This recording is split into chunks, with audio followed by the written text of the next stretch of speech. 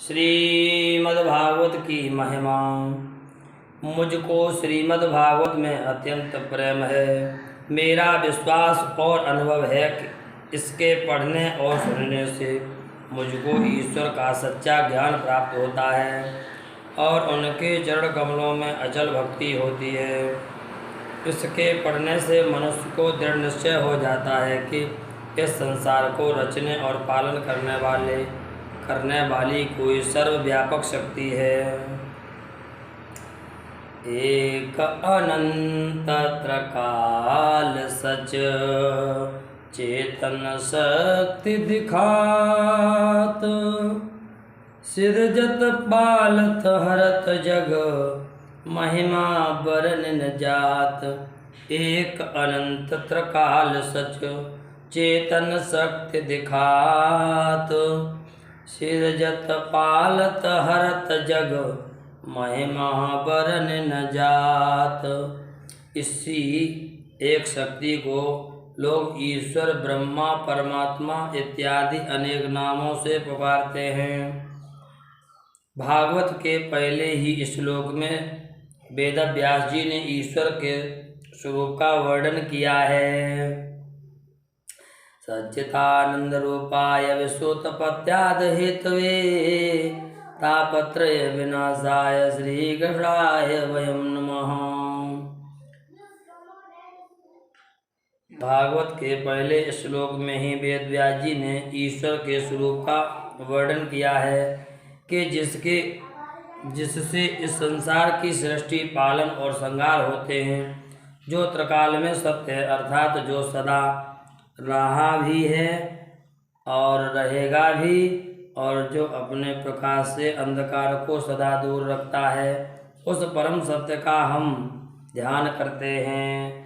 उसी स्थान में श्रीमद्भागवत का स्वरूप भी इस प्रकार से संक्षेप में वर्णित है कि भागवत में जो दूसरों की बढ़ती देखकर डाहा नहीं करते, ऐसे साधु जनों का सब प्रकार से स्वार्थ से रहित परम धर्म और वह जानने योग्य ज्ञान वर्णित है, जो वास्तव में सब कल्याण का देने वाला आदि भौतिक, आदि दैविक और आध्यात्मिक इन तीनों प्रकार के तापों को मिटाने वाला है। और ग्रंथों से क्या जिन सुकृतियों ने पुण्य के कर्म कर रखे हैं और जो श्रद्धा से भागवत को पढ़ते या सुनते हैं, वे इसका सेवन करने के समय से ही अपनी भक्ति से ईश्वर को अपने हृदय में अविचलित रूप से स्थापित कर लेते हैं। ईश्वर का ज्ञान और उनमें भक्ति का परम साधन, ये दो पदार्थ जब किसी प्राणी को प्राप्त हो गए तो कौन सा पदार्थ रह गया जिसके लिए मनुष्य कामना करे।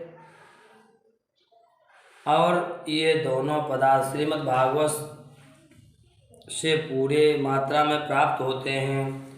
इसलिए यह पवित्र ग्रंथ मनुष्य मात्र का उपकारी है। जब तक मनुष्य भागवत को पढ़े नहीं और उसकी इसमें श्रद्धा न हो, तब तक वह समझ नहीं सकता कि ज्ञान, भक्ति, वैराग्य का यह कितना विशाल समुद्र है।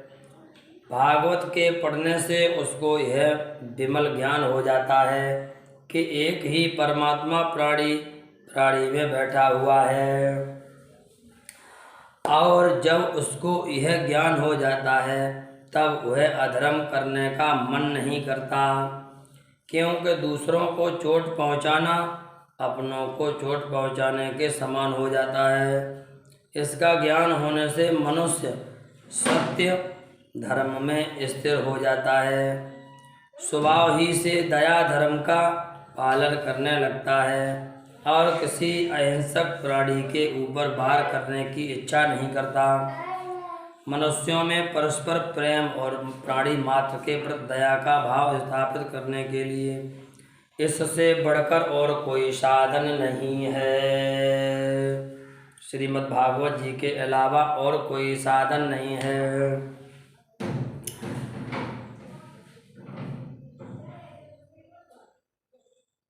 वर्तमान समय में जब संसार के बहुत अधिक भागों में भयंकर युद्ध छिड़ा हुआ है, मनुष्य मात्र को इस पवित्र धर्म का उपदेश अत्यंत कल्याणकारी होगा। जो भगवत भक्त हैं और जो श्रीमद् भागवत के महत्व को जानते हैं, उनका यह कर्तव्य है कि मनुष्य के लोक और परलोक दोनों के बनाने वाले इस पवित्र ग्रंथ का सब देशों की भाषाओं में अनुवाद कर इसका प्रचार करें। श्रीमद् भागवत जी की जय।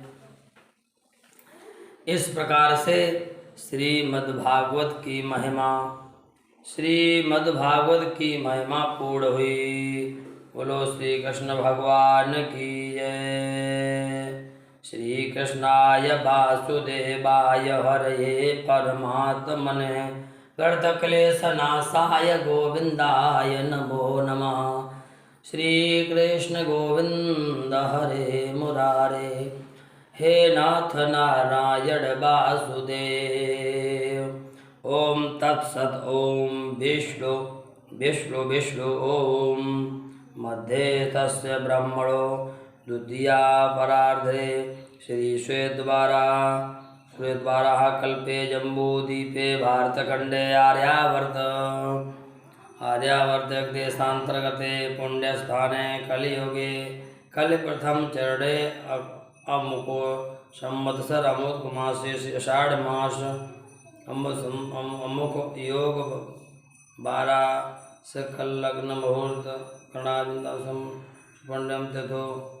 ओम द्वादशी अमुक मासे आषाढ़ मासे अमुक गोत्रोद्भवस्य अमुक वर्षपैठा अमुक वर्णम सुगुप्तस्य वा मम स्वकुटुम्बस्य सपरिवारस्य गोवर्धन चरणारविंद प्रसादं सर्वसमृद्धं ध्यायते। भगवत नाम अनुग्रह पूर्वक भगवती प्रेम प्रबोधते च श्री भगवत नमात्मक भगवत स्वरूप श्री भागवतस्य पाठेय देकार सिद्ध्यर्थ श्रीमद्भागवतस्य प्रतिष्ठां पूजनं च कर्षं प्रकाशम्।